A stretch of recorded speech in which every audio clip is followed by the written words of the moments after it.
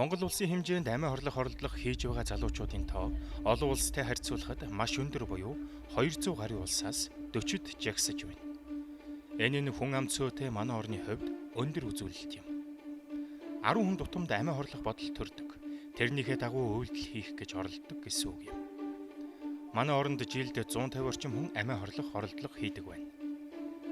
Амиа хорлох болсон шалтгаан хүн бүрт өөр өөр байдаг. Залуучуудын хувьд асуудал үүсэх болгонд дотроо хадгалж явсаар байгаад сэтгэл зүйн хямралд орох нь элбэг байна.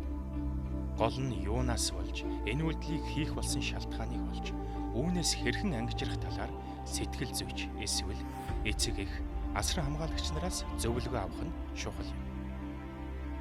2021 оны байдлаар нийслэлийн цагдаагийн удирдах газарт ирсэн дуудлага мэдээлэл нийслэлийн хэмжээнд нийт 149 хүн байгаагаас 78 эрэгтэй 71 эмэгтэй хүн байгаа бөгөөд эдгээр хүмүүсийн 85-аас 90% нь 15-аас 34 насны залуучууд байгаа нь харамсалтай.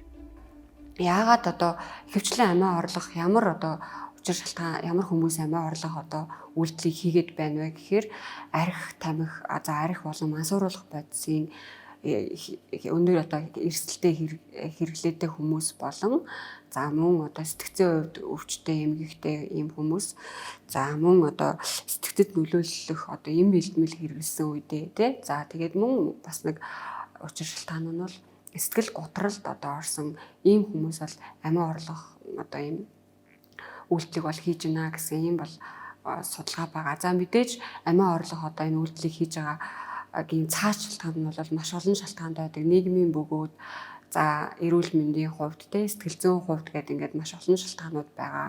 Тэгэхээр бид нар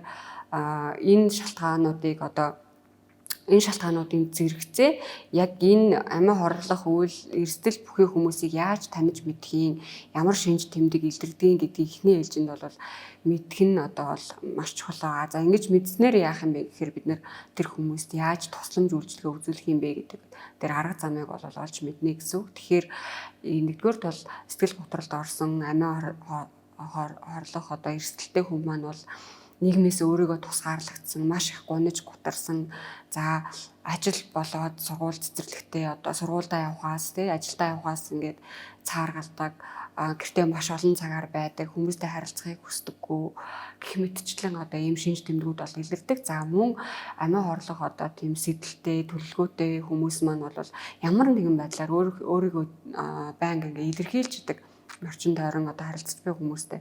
Жишээлбэл амьдрал айгүй утгагүй байна тий би амьдрах хүсэлгүй байна.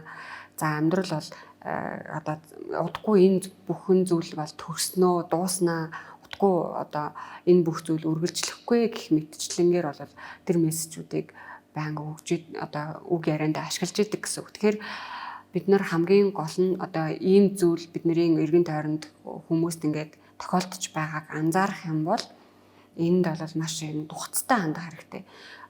Инээдэм маягаар ч юм уу те юун сүртэй юм бэ? Энэ бол байгаль асуудал шүү дээ.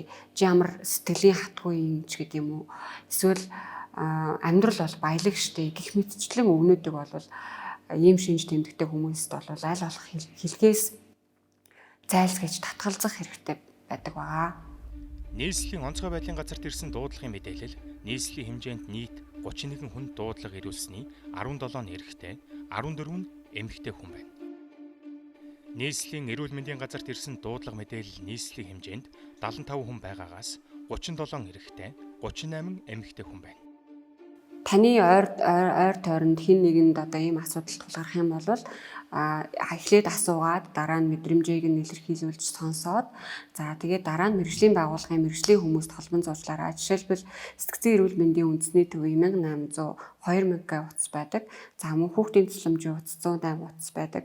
За мөн хүүхдийн тусламжийн утас 108 утасны маань дэргэд чат бокс сэтгэл зүйн үйлчилгээг бол онлайнаар авах юм боломжтой байгаа. За мөн мэргэжлийн байгууллагууд болох онцгой байдлын утас 101 за мөн цагдаагийн байгууллагын 102 утас зэрэгт бол хандаж тухайн хүнд хэрэгцээ шаардлагатай байгаа үйлчилгээг цаг тухайд нь холбон зуучлалт тусламж үйлчилгээгээ хүргээрэй.